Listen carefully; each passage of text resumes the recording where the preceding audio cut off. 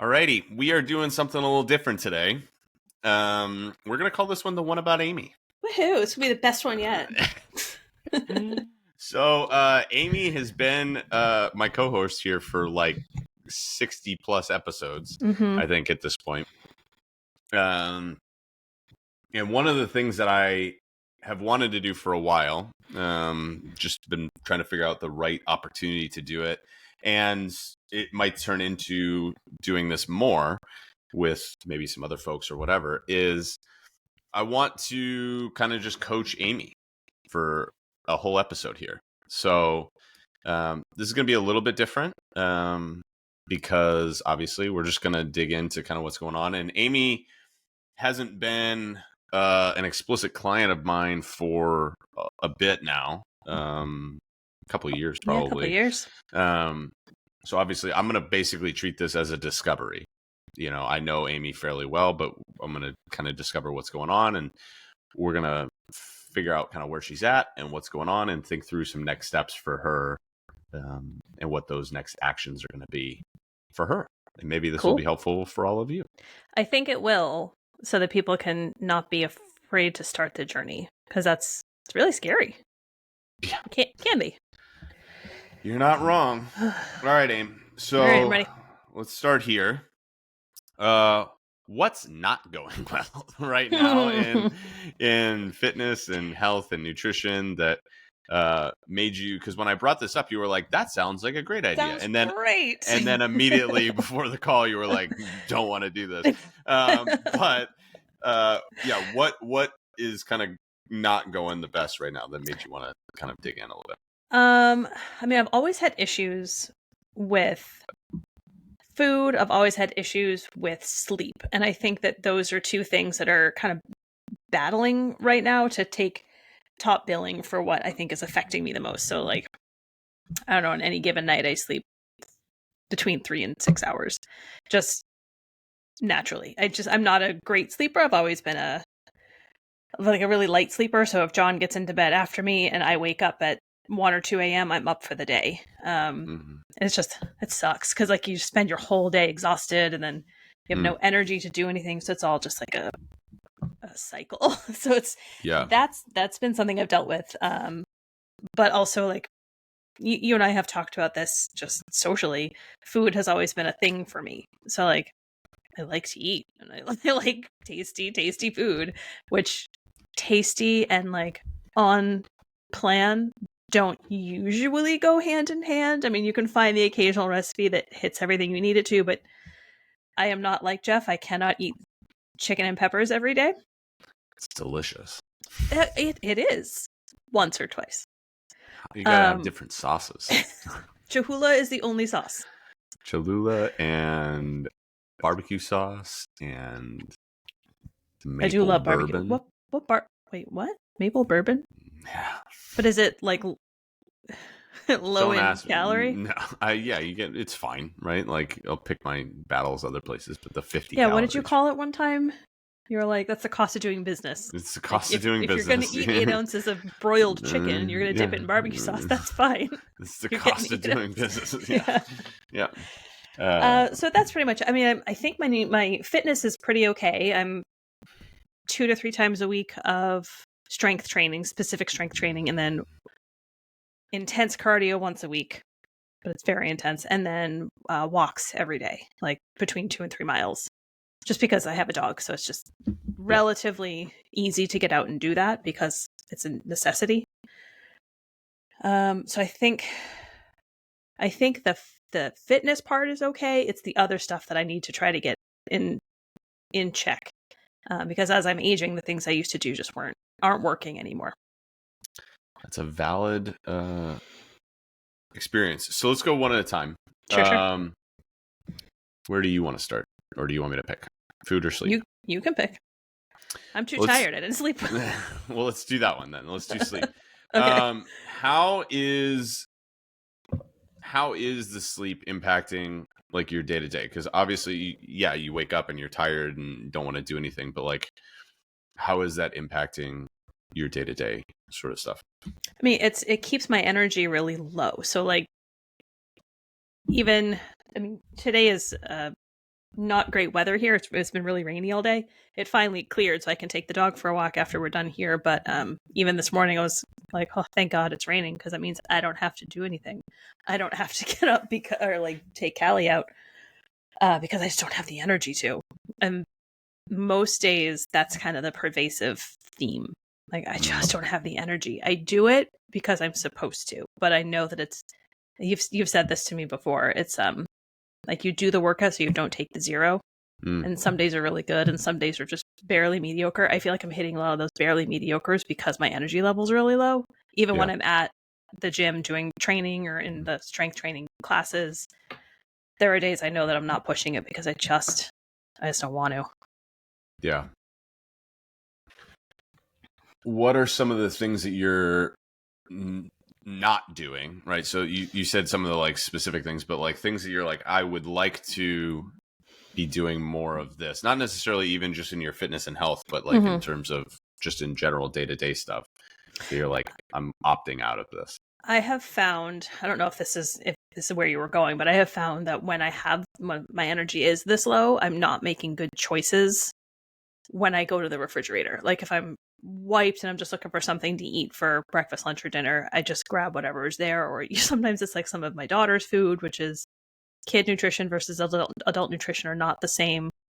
Like, I'll make a cheese sandwich, which has 0 protein in it, but it tastes good and it does what I need it to do for the moment, which 20 minutes later, I'm like, oh, I'm still awake. I could have taken the extra time to like put together something, but I just don't have the bandwidth to do it because my energy is just low. But I don't know. This has been something I've struggled with for a long time, like way before kids. I've just never been a good sleeper. Which it's been tough. I'm thankful that my daughter is a good sleeper. She's still a solid 11 hours a night. That's alarming. I know, and she has been since she was 5 weeks old. Yeah, all right. You just made enemies of every parent listening to this podcast. Oh, I have friends who called her the trick baby because they're like, this is the kind of kid who tricks you into having other kids. I'm like, nope. I know that this is, I know she's a trick. I'm not doing it again. But yeah. Quibble on the head. Exactly. Leave the table after I win a hand. Exactly. Okay. What about outside? So that's linked to the food. So we'll kind of put a pin in that and then come back to it. But what about like in terms of things that you want to be doing that maybe you don't do? Like in terms of as a human being. Yeah. I used to do stuff. Like, I used to have hobbies. I still have hobbies, but I don't spend much time doing them. Like, I get home from work and I am toast. So I sit on the couch with the dog after we've taken our walk. I just sit with her. Or I'm like, I could be reading, or I could be, up in my office working on one of the 100 projects that I have surrounding me right now. But I'm like, no, I'm tired. It's just easier just to sit down and call it for the day at 4:00. Yeah. Which is very early. I know that. Like some social stuff. I would love to go out with my friends more, but we're all in a very similar phase of life where we all have kids. So it's, unless the kids are invited, it's really hard to do social stuff. Yeah. Yeah. Have you noticed that, like, the personality stuff, like the hobbies and the reading and that sort of thing, like, how does it feel to not do those things now? I mean, I miss it because I used to be able to function on less sleep. That's probably also a sign of aging. I just can't rally like I once could. I remember like being in college and just after, you'd stay out at the bars until 2 a.m. because I was in Boston, and then be up and ready to go to your 8 a.m. class, having already showered and gone to breakfast. And I can't imagine doing that now. I don't know how we did it, but we all did. And often in the middle of winter with no coats on because, coat check cost $4. Yeah. Couldn't afford that. Yeah. I miss that part of me that had stuff to do. Or that did stuff. I have stuff to do, I just don't do it. Yeah. What do you miss about it? I think that I liked the time, and I liked not feeling busy. That's not the right word, because I can be busy folding laundry, but like I liked feeling like I was making and creating something, because I have an art background, and I like doing things that produce something, even if I never do anything with it. Like I have watercolor paintings lined up under the wall over there, and I don't do anything with them. They just sit in my notebook, but they're fun to have, you know. But I don't do any of that anymore. What do you feel like is missing from, like, I think there's a step further for you there with, like, because that you miss having them, you miss doing them, right? Having something to do. What do you miss about that? I think it was really calming. Like it had this almost like meditative, and I could listen to books or listen to podcasts. I just don't have like that time, and not like I have the time. I choose not to do this with it because I'd rather sit on the couch, apparently. But that like recentering of myself time, where it's not just zombie on the couch, that's not recentering, that's just existing.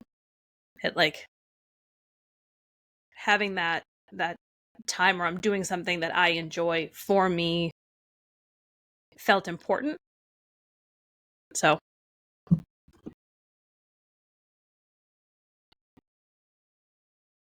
if it felt important, how does it feel now to not do that?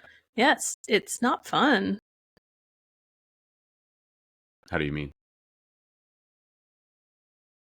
I don't know, it's hard to put into words.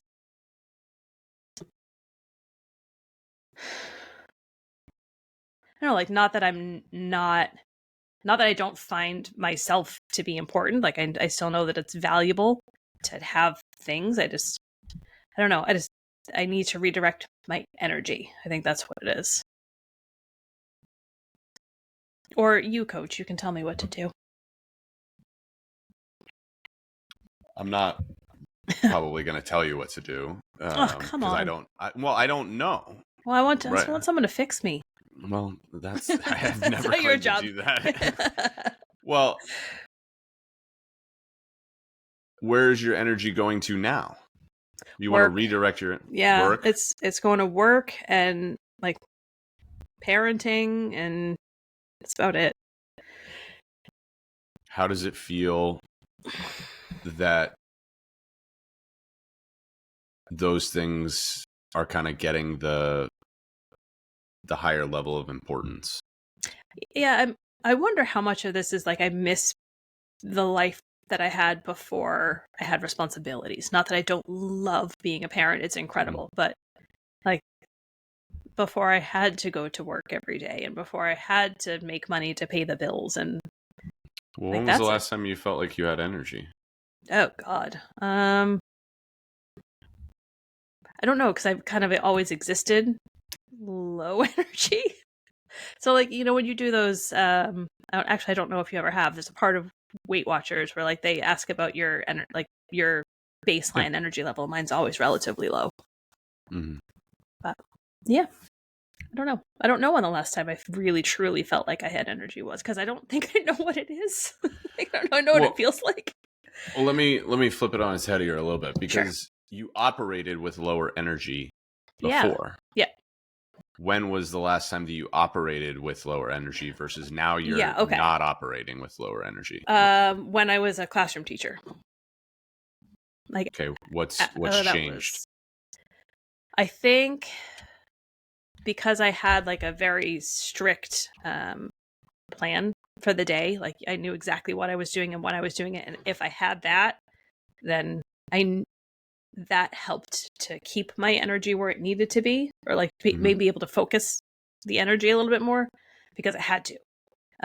When I left the classroom, I have, you know, I work now, but my job is much more flexible with its schedule and with its pacing, and some people are great at working from home and can really plan out their day.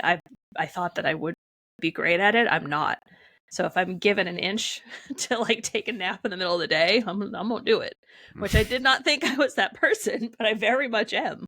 So that's why I don't have to go into the office, but I choose to, because I need to have that. I need that regular daily place to be and a people to check in with and tasks to get done. And I have to do it not at my house, because my house is a very cozy environment.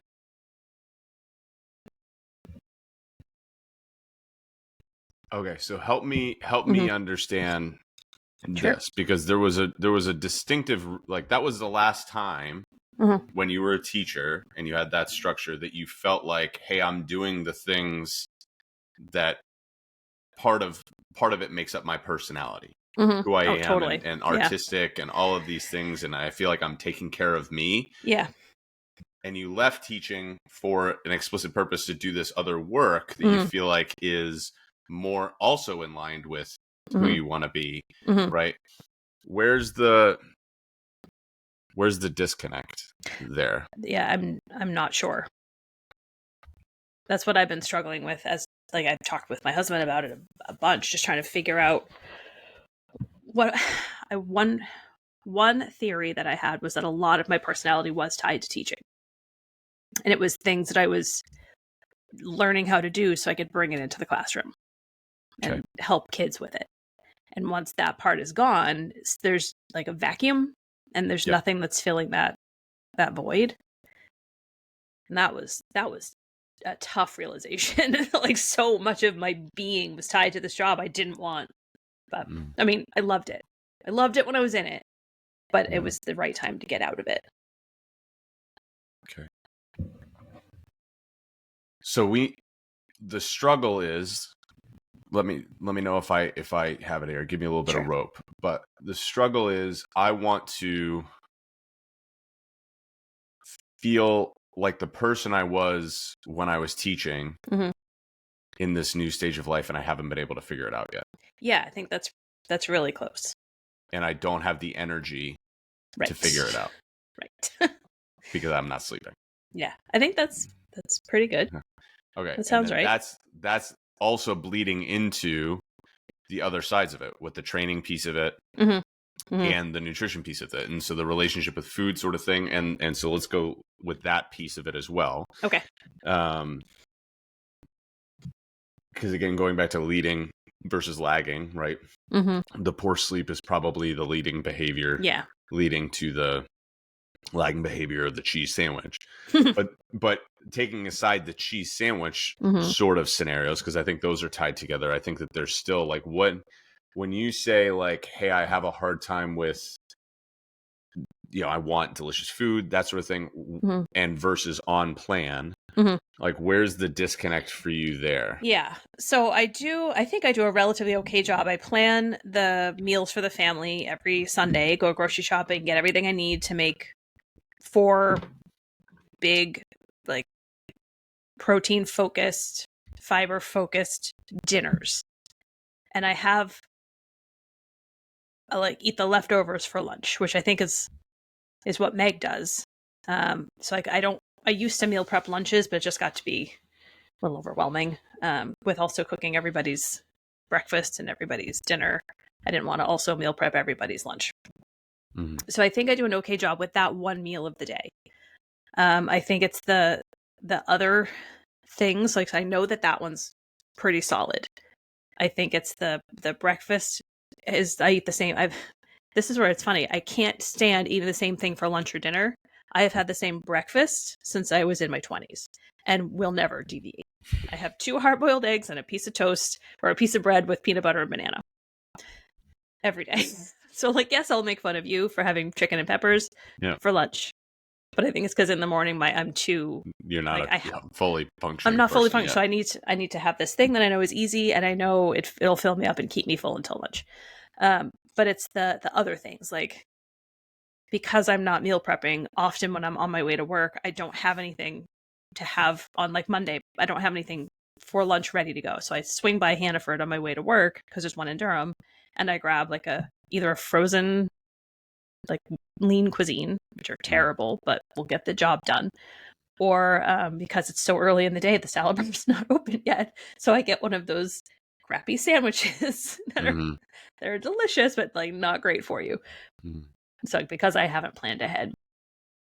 And then like I'll try to eat the leftovers for the rest of the lunches of the week, but I also am a baker on the side, so I've always got cupcakes on my counter, which is I cannot say no to them because they're very good, if I do say so myself. Yeah. You still have not given me a cupcake that you've ever made. Yeah. Just letting you know. I'm just letting you know that. I'm just letting you know that that's a thing. You have multiple children that you can ask for them for their birthday. This is valid. Valid. Okay. Yeah, so I have vanilla cupcakes on my counter right now that I had a bite of one last night because I'm like, I can't say no. And they're a week old at this point, and I'm still like, they're so good. I can't not eat them. Yeah. I should throw them away. I know this. The logical part of my brain knows this, but the other part of my brain is like, that was a lot of work. I don't want to throw them away. So that's the logistical challenge.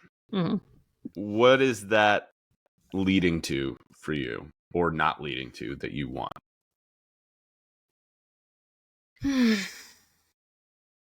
I think I'd want to better understand for me, but also for my family, what can be some meal options that aren't like, I've got dinner squared away, but I need like breakfasts and lunches that are so that I have the ingredients, because we tend to be an ingredient household. So like, we have everything, but it's again, finding the time to be able to do that and wanting to do the meal prep. But I would rather have pre-prepped, kind of like you do it with your chicken and peppers, but options that aren't that. Because I tried it. I did it a couple of years ago. I would have baked chicken or grilled chicken, depending on the season, in the fridge, and I cannot tell you how many weeks we threw away chicken because we didn't eat it. It's like, I need something else. I need other options. Yeah. So, okay, I can get that, but maybe I should rephrase the question. Okay. What is not having those answers and not having those solutions and not necessarily being able to say no to the delicious foods and those sorts of things? What is that holding you back from in terms of things that you want? Like, is it an energy thing? Is it that, hey, I do want to change my, like, I mean, I'll clarify the way I'm that a woman in my 40s. Of course I want to change my body shape, Jeff. Come on. Okay, so talk to me about that. Where are we at? It's just, I've built a lot of muscle over the past couple of years because I changed the way that I trained. Because for a long time it was train to slim down. Yeah. And then I got to the point where I'm like, I'm not slimming down. Why am I fighting this battle that I'm not winning? Because for whatever reason, I'm just not. I'm sure there's multiple reasons that were compounding as to why I wasn't. But so I changed things because I decided I just wanted to work on strength, because I was tired of my, so I broke my arms when I was in college, and I was tired of my arms always hurting when I lifted things. And it was a residual from the breaks. If I could lift heavy things, but when I put them down, my arms would hurt a lot. And it was just because the plates were constricting. So building the muscle around those so I can lift heavy things and move heavy things without pain. And then I have a knee thing, which is apparently it's from the way that I held my daughter when she was a baby. My kneecap started to track in the wrong direction. So it's working on strengthening my, like, the muscles around my knees, but also like my glutes to be able to support standing correctly, which is amazing. When you get older, you can hurt yourself and like permanently injure your body by standing incorrectly. So again, I shifted the way that I exercise. It wasn't just focused on the intensive cardio, which it was for a long time. It was just 3 days a week combat, and that's all I would do. So kind of flip-flopping that and doing more strength training and less of the intense cardio. So my body shape has changed in a very good way. Like I've talked on this before, that I've had to increase my pant size, which, God, up until 2 years ago, I would have been devastated to have to increase a pant size. But I've logicked my way through it, and I was like, it's because there's no room for my butt anymore. because I'm working to increase the size of it, not because I ate too many cupcakes. Yeah. So that was an interesting kind of psychological shift. But I've always wanted a smaller midsection. That wouldn't be bad. Mm. And I wouldn't mind, I'm working on growing the butt, but I wouldn't mind toning it a little bit more. So it's bigger. It's just it's not as tight as I'd like it to be. Okay. Why? Pure vanity. I know it, and it's fine. I'm comfortable with being like, oh, I don't like how I look in that. I won't wear it. So I'm tired of that. I'm tired of like having the image in the mirror not be what I want it to be. God damn it, I should have brought tissues. I told you. What is the image in the mirror right now? And then I need to push back against the vanity thing. Just like always seeing the soft part.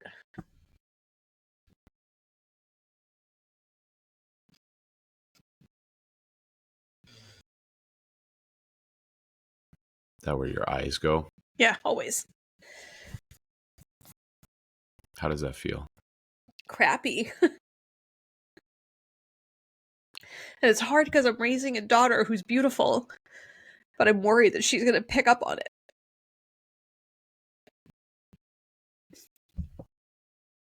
I don't say a word in front of her about any of this because my mom is wonderful in a lot of ways, but not in this way. Like she put me on a diet when I was in 5th grade. Yeah. So.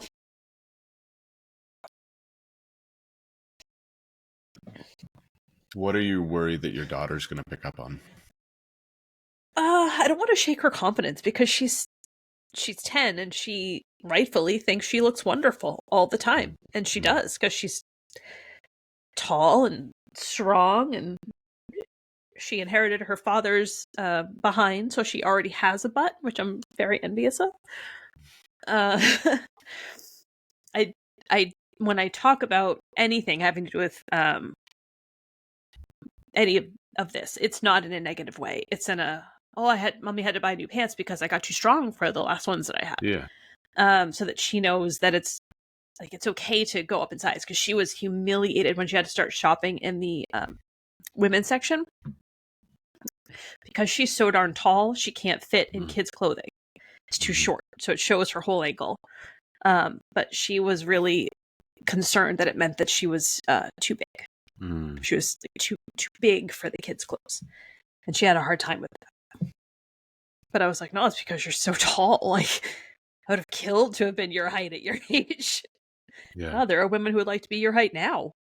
Yeah. She's very tall. Almost as tall as me. Yeah. I don't think she needs to worry about getting too tall. I love you guys, but neither you nor John is very tall. Hey, my father is 6'2". My brother is 6'3". That's I'm hoping fair. she gets our side. There you go. Yeah, John's the tallest in his family, and he is not a tall man. But stay with me here with this. Yes, like please. I get your concern, but like, what are you concerned that she's going to pick up on? If you're like, hey, I'm not saying these things, what are you concerned that she's going to pick up on? That being unhappy in your body is normal. Okay.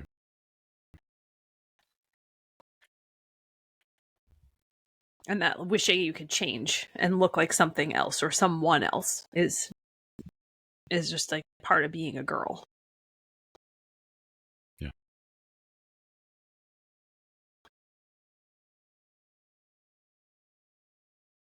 All right. I want to do this right here because I think this is the appropriate place for it. Sure. And then we're going to go there. I need to push back on, because I think this is linked to that.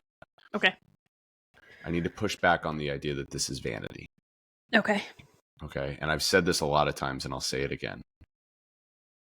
If you don't feel confident in your body, saying that lack of confidence is wrong doubles down on a negative feeling. Because now you feel bad for feeling bad. Yeah. And now it's like emotional inception. Mm-hmm. It's not vain to want to feel confident in your body. Mm-hmm. It's not a vain desire. The Yeah. question you need to ask yourself is, do I have realistic expectations for that? And or is what I want something I'm willing to go get? Mm-hmm. And if both of those things are true, then it's just a matter of how badly do I want to go pursue that. Mm-hmm.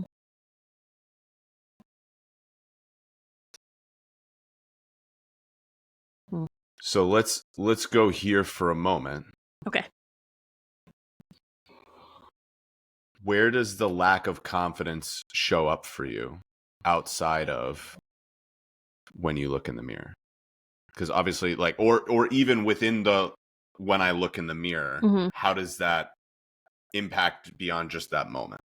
If that makes any sense. No, it does. I think it can be pretty pervasive because I know that when it's like a sliding scale, if that makes any sense. Because I know that when I was younger and slimmer, I did have more confidence in how I looked. Yeah. But my confidence in, let's say, like in a room full of people and having to talk in front of them, that's always going to be, that's where it's probably tied to it because I was always comparing myself to any other person in the room. Whether it was, physically or, they know how to do their hair or makeup that I don't know how to do. So that like tanks your confidence a little bit more. But a lot of it for me always goes back to, well, they're smaller, so they're better. And it's not a comfortable place to live. Yeah. And I think you've said like I've fought against the smaller is better thing. Mm-hmm. Right? That's like, but at the same time you kind of look and they're not opposed to each other to be like, I no longer buy into the smaller is better. And yet at the same time, I would like to be a little bit tighter, a little bit leaner, and therefore a little bit more confident. Yeah. Is it still in those settings when I'm in a room full of people? Is it what sorts of those settings are there? Is it like, as a for instance, we talked a while ago about, bathing suit situations like coming into summer. We've talked about is it when you go out on dates and clothes that you wear there? Is it at the gym? Like, where does that play itself out? I feel my most confident at the gym. I feel like invincible when I'm at the gym. And what's funny is like that's when I wear my like tightest, shortest clothing in that exists is where at the gym, and I'm like, I look amazing. I think I don't know, because the environment is right, and I have my people there, and there's something to be said about a high-waisted, really compressive legging. There's something to be said. That's an instant confidence boost. Like, I wish that I could bring that same sense of confidence to anywhere else. Like, I was working with a room full of teachers yesterday, and I had to stand up and like be presenting and talking through potential strategies. And the very first thing I did was readjusted so that they couldn't see that my pants didn't really fit. And it wasn't because they were uncomfortable, because they're not. But it was like, unless I tug it up, they're going to see my belly, like through my sweater. Which is, it's always there. I don't know why why do we feel the need we have to hide it? It's always there, but we do.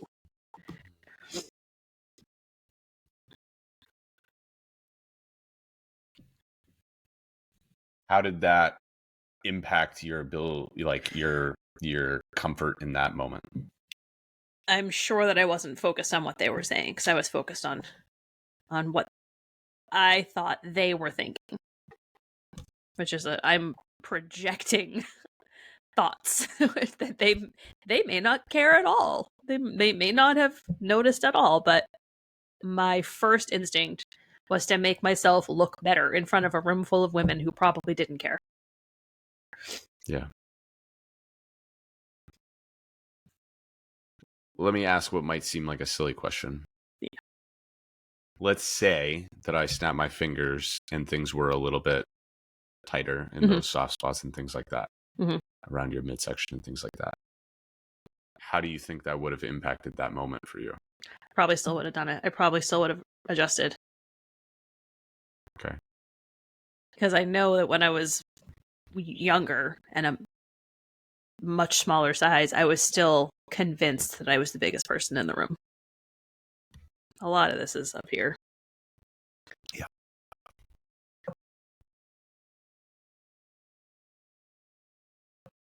What do you think your current confidence or maybe lack thereof is holding you back from?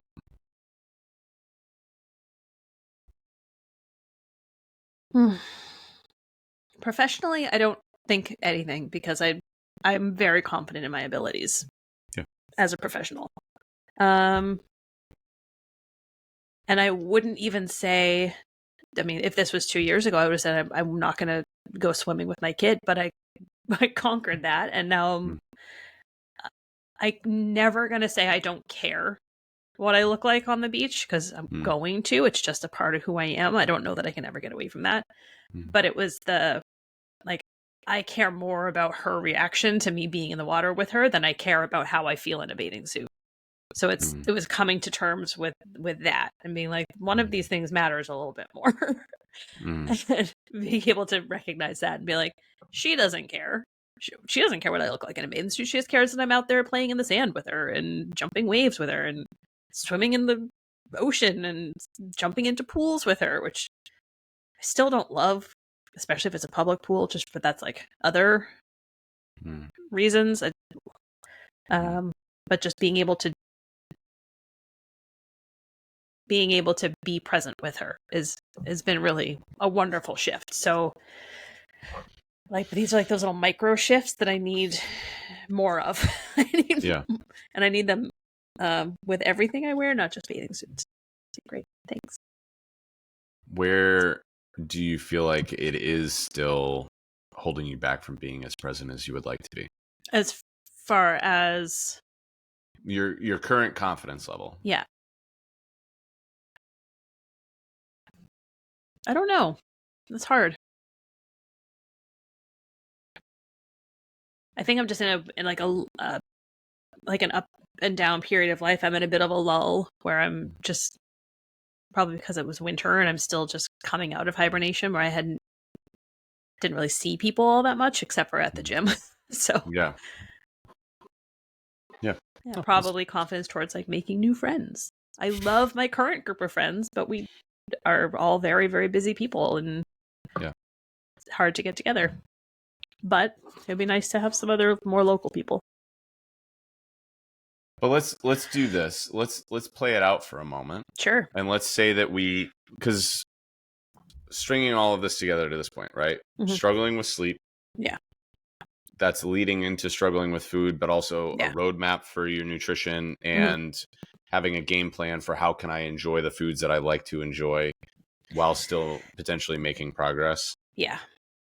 And as a result, then the progress of hey, the shift has gone from, okay, I have grown the muscle, done that, but now would like to kind of lean out and show it. Have it feel like I'm able to show it a little bit more, and potentially that leads to more confidence. There's probably still some other things there, but I'm sure. Where do you feel like that confidence would play itself out the most, right? I'm not going to put a number to it, but let's just say that, hey, we leaned out a little bit, hey, it's a little bit tighter around the midsection and the glutes and stuff like that, and clothes are fitting maybe a little bit more the way that you want them to. Yeah. where do you feel like that plays itself out the most? In my life in general? Yeah. How would that impact your life? So you Hmm. did all of those things, got Mhm. there for the result of, hey, I'm a little bit leaner, a little bit tighter, and therefore a little bit more confident. What do you do now as Mhm. that version of Amy that maybe as Amy 2.0 that this Amy might not do? Or let me flip it a little bit. Yeah. What is Amy 2.0? Where is she a little bit more present, or where does Okay. she what does she have confidence in that she didn't before, or what is she Mhm. not doing that this Amy is doing? Like, what's different about that Amy 2.0 versus this Amy? Probably was being more.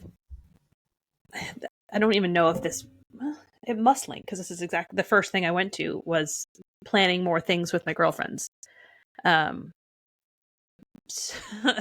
I know that it's small and it's silly, but especially in the summertime, we do a lot of things that involve playing with the kids in water or going to one of their houses for pool time. But they don't live super close. They live in Stratham, so it's not like super far away. But you have to plan that. Like, if I'm leaving Portsmouth to go to Stratham, that's a whole. I have to plan for the that's going to be where we go. That's a destination for us. So Hey, is it? No, it's not. It's camping. It's got to be more than that.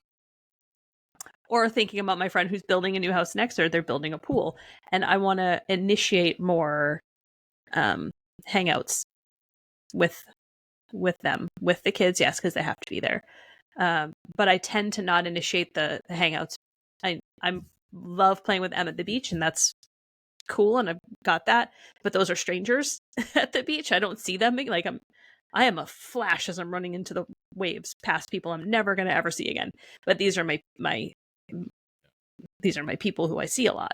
So it's very different being half naked in front of your your people than it is being half naked in front of people you're never going to see again.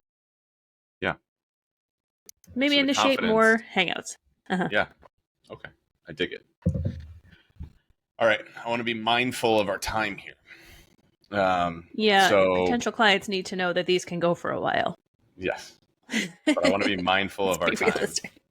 But I do want to dig in a little bit here Sure. into kind of what those next steps are for you, Okay. potentially. Right. Right? Because let me recap where we're at. Okay. So we have kind of two sides of this where, hey, we're getting hung up on the sleep side of things. Mm-hmm. And that's leading to lower energy. So you're obviously that's impacting the food side of things and the decisions that you're making, but it's really impacting your ability to do the things that you want to do that feel like kind of make up who you are. Mm-hmm. The hobbies, the personality, the artistic side of you. Mm-hmm. And you're kind of opting out of some things with your life because of that lack of energy and kind of just coasting through some of these things. Yeah. And then that leads into the food side of things where we not necessarily have a plan and figuring out how to square the circle of the things that I enjoy eating versus the things that are going to get me to my goal. How do I have both of those together? Mm-hmm. Because that paired with the lack of energy is getting you, again, opting out of, not saying no to, but not opting into doing more things with the people that you love because of the confidence to show up in that place. And the concern is that is going to somehow bleed into your daughter's perspective of herself in that lack of confidence, because right now you're seeing the person in the mirror and your eyes are really only going to the places that you're like, I wish that was different. And you would like to have that confidence in all of the muscles that you've built and that all of those things, the confidence that, no, I feel like my body reflects the work that I've done and That would be can nice. operate in such a way that I say yes to and even initiate doing the things that I want to do because I'm not holding myself back because of a discomfort with the way that I look. Does that feel? Yeah, you were able to wrap that up in like 45 seconds. what took me 45 minutes to say. I mean, I've done this a lot. It's been a time or two. I was trying to count this. I don't know how many like breakthrough calls I've done with clients. It's what I call this initial kind of consult call, where I figure out whether or not how I can help somebody, whether it's with coaching or otherwise. It might be flirting with 500 at this point. So yeah, I've done it quite a few times, and I'm, I think, hopefully able to listen to that and be halfway decent with it. So maybe it's also my job. I mean, there's that. It is my job to be able to kind of distill this down. So I'm gonna give some really tangible action steps. Okay. From a game plan perspective. All right. And again, we're going to go back to leading behaviors here. And if you haven't listened to the leading behaviors episode, listen to that. And I'm going to be honest with you, that's going to be my personality for like the next, I don't know how long, like the next month or so. I told Amy the other day, and this will be the first time that I talk about me a little bit today, but this is going to be linked to what we're going to talk about. I have several friends who are authors. Friends is maybe a strong word. I have friendly acquaintances that are like legitimate authors, like have written books that are on shelves in bookstores, and all of them have said the same thing about writing a book. Like I don't particularly enjoy writing. Like I thought I would be an English teacher, and then I realized I would have to write a lot in college, and I opted to be a math teacher because I didn't want to write a lot. And now I write a lot anyway. I sent out a 2,000 word email today. I do a lot of posts. I do a lot of writing. I didn't think that I would write as much as I do, but I certainly never thought, I would ever be in the ballpark of like, thinking about what I'm currently thinking about. But everybody who I've ever talked to who's written a book said the same thing. You don't write a book because you like the idea of writing a book. It's too hard. It sucks too much. It takes too long. It's agonizing. You don't do it. You write a book because you have an idea that has to get out. And there's no other way to do it. Yeah. And I think this leading behaviors thing is, at least there is a potential universe, right? Thinking about the multiverse of options, there's a universe where Jeff writes a book called Leading Behaviors. Because I cannot stop thinking about this. And so we're going to flesh this out. But I want to go back to this for you, right? So leading behaviors, thinking about like, all right, you got to go all the way from, so the place that it's playing itself out is in terms of the confidence and how you're feeling, right? And body composition. Hey, we want to lose a little bit of fat. Let's call it what it is, right? We want to lose a little bit of body fat, right? Definitely. So that means that we need to, we've said this a gajillion times, we need to be in a calorie deficit and we're not eating in a calorie deficit. Otherwise we'd be losing fat, right? The math is the math. And so but the question is like, all right, how do I eat things that put me in a calorie deficit? Well, the problem is right now that the meals are all over the place a little bit. Yeah, right? totally. We have those meals, but then we have breakfast is what it is, dinner is what it is, but then lunch is a wild card. Always. And then there's also the opportunities, right? There's the desserts, there's the going out, there's the things that I want to eat, right? And so it's really a matter of, okay, the problem is, one, when are we eating the cupcakes? Because they're there. And it's not necessarily planned. It's kind of because it's there. Right. Doesn't mean it's not delicious, but it's there, right? But it's really the lunch is the crux of it. Like that's the biggest, the lowest hanging fruit.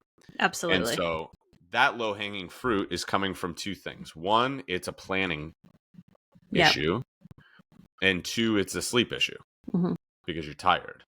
And so when you're tired, you're probably not planning. Right. And you're not cooking ahead of time because you're tired. Right. So we go all the way back to, okay, we got to really fix the sleep first. You fix the sleep, then that's going to give you more bandwidth to, one, do things that you feel like make you a person. And then those things are going to then lead to you wanting to do more things that make you a person, i.e. being a little bit more proactive with your meal planning and ingredient stuff for lunches and things like that. So we drill it all the way back to the leading behavior is like, we got to fix the sleep thing, girl. Okay. 3 to 6 hours is not, there's no book anywhere that's going to function. Okay. So there's a couple things that we got to do. So one, we're going to look at, and again, I got to be mindful of this. We're going to do this in 8 minutes. And so I'm going to give you the answer instead of asking questions at this point, because we asked, hopefully it was valuable for people to kind of have a relatable experience with this. But poor sleep comes oftentimes down to two things, right? It's quantity and it's quality. And so we can correct both. But we kind of do both at the same time. So, and we did this in the one about sleep, but we'll go back to this, right? Which is, okay, when do you normally need to wake up? 5:45. Okay. So 5:45, if we wanted to get 7 hours of sleep minimum, that would mean that you would need to be asleep by 10:45. Yep. When do you normally go to bed? Most days I head upstairs around 9:30 or 10. Okay. But when do you turn off the light? That ranges. What are you doing? I, routine of cleaning and brushing teeth, and then I read. So some nights, if the book is really good, I stay up later. If it's not, I read a few pages. Then I do what I know I'm not supposed to do, and I turn on a documentary because I need noise to be able to. So I don't have an issue falling asleep. That's never an issue. I fall asleep very well.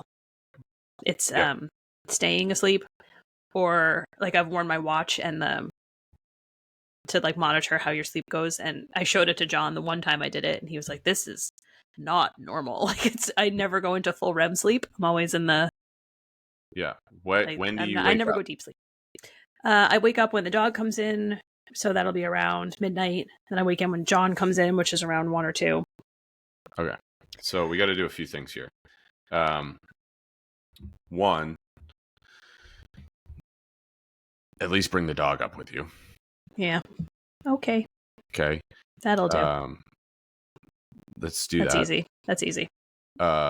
2, tell John to stop waking you up when he comes in. I have been asking that man to come to bed with me since we met. But he may not come to bed with you. Oh, he can't. But you have to get him to not wake you up. Yeah.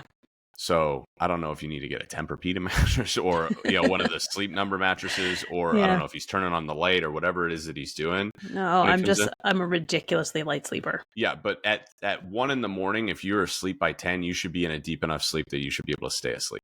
And so part of that is because you're waking up at midnight because the dog came in. And so now you're only an hour into sleep. But the other thing of it is we got to fix the routine, which is documentaries on. So like you have no problem going to sleep, but you're also doing blue light stuff. Yeah. So we gotta do the thing where, all right, if you need noise, then get noise. Don't do a get a white noise machine or something like that. Like that doesn't feel like a hard thing. Like low hanging fruit. So white noise machine that you turn on. I would stop reading books that you are interested in before bed, right? Like read the Grapes of Wrath every night. I mean, read a book that is like one or set for yourself a limit on it, right? It's like, hey, I will read no more than 1 chapter of this book or whatever it is.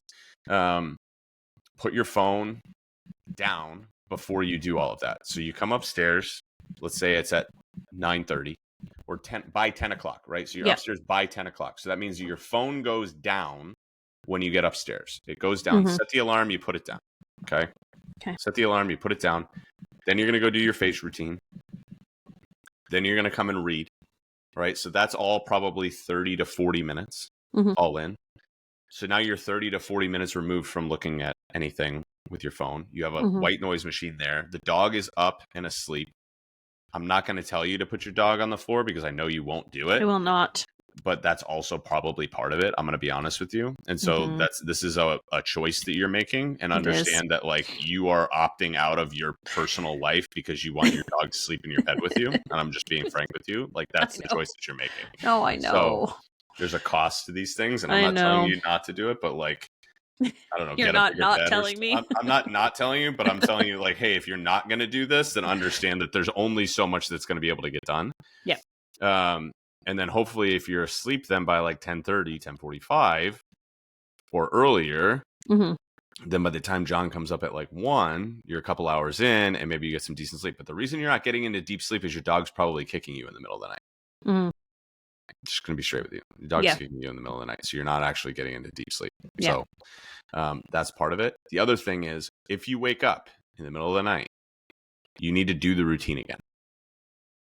Okay. You need to do the whole, like the reading and the sound. If you don't fall asleep again within like 2 to 3 minutes, like if you wake up in the middle of the night and you have to go pee, if you can do it with like basically your eyes closed and you like are mostly asleep the whole way and you can get back to sleep and go to sleep, then do that. Right. But if you are awake and you're rolling around in bed, you need to do the whole routine again.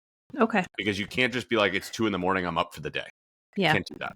Right. So it's better to take, all right, let me take another 10 or 15 minutes. And if John was the one who wakes you up, screw it, John. The light's going on again, dude. It's just your damn fault. Like, if you don't want the light to be on, then come to bed with me when we want to, or don't wake me up when you come to bed. Like, this is the consequences of your own actions. Yep. And I'll tell him that if he needs to. But the idea is, like, now we're going to do the routine again. So turn the light on, read the book again, read another chapter. Like, it might even go so far as to like drink some warm milk or take a warm shower or something like that. Like, it might sound ridiculous to do this at 2 o'clock in the morning, but you can buy for yourself another 3 hours of sleep if you do this routine. Okay. Versus just being like, all right, screw it. And it's going to be higher quality sleep. And then again, then the next piece of it is you need to, just like you do with your work, right? Like, bring some structure back to your life. Right. So like, hey, I go to my office and all these sorts of things, like thinking about the leading behaviors, about putting your shoes on in the house. Like we talked about that. And you've been walking more. But the leading behavior for the food side of things is make the meal plan, including lunches on the weekend. And it doesn't have to be like, oh, we're doing a big thing for lunch, but like lunches this week are leftovers / this. And you have 4 or 5 lunches that you just rotate through week by week. And so it's like, maybe one of the weeks it's the chicken fajita wrap, right? Maybe another week it's a Korean barbecue bowl or something like that. I don't know. I'm just making up stuff, whatever it is, right? But you're like, all right, this is going to be 2 or 3 of the lunches. And then leftovers are going to be 2 or 3 of the lunches. Yep. And so as part of the menu planning, but if you do the menu planning, then what's the next thing that you're going to do? Well, then you're going to go to the grocery store. And then you're probably going to prep the food. But that all becomes easier if you're not exhausted. So I would start with those things, but I'm going to be honest with you. I don't think it's off the table that at some point we come back here and I'm like, Callie needs a bed. Yeah.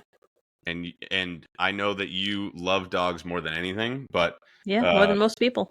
Yeah. But you can't love your dog more than you. And that's potentially where we're at right now. All right. So I'm gonna leave it with this. And if this was, if you found this helpful, let me know. Maybe we do more. If you've listened to this and you want to come on, I'll just do it on me. You just have to be cool with me doing recording it, or we'll just do a regular one and I won't record it. It's been helpful for me. Very cathartic.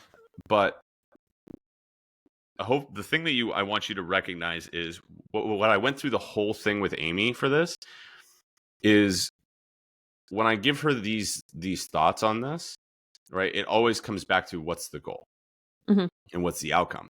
And there was absolutely no chance. I don't know if she's actually considering it, but she's considering it more that Callie sleeps in a bed because we did all of that. I don't think she's actually considering it. But I think that she's considering it at least more than she would have if I had said from the jump, hey, your sleep's bad. And we didn't go through all of that stuff to figure out how that's impacting her life. Yeah. Right. Because now it's the choice. Right. And we're just making it very clear what the choice is. The choice is Callie sleeps in your bed or all of these other things. And it might not come down to that, but at least we're going to try it. But we know what the cost of not doing the sleep stuff is. The cost of not doing the sleep stuff is a lot of the things that she wants to do. And as a result, her food, which is leading to the confidence piece. And so there's a lot to be gained. Oftentimes we think about focus on what we have to lose. We got to think about what we have to gain. And there's a lot to be gained here. And honestly, I wish that we had another 20 minutes, but I have to go to my next client call. But hopefully this was helpful for everybody. I'm going to try this week and I'll talk to you next week about it. Yeah. appreciate y'all listening. We'll chat with. We might do a part 2 next week. We'll see where we're at. Good stuff, gang. We'll talk to you soon.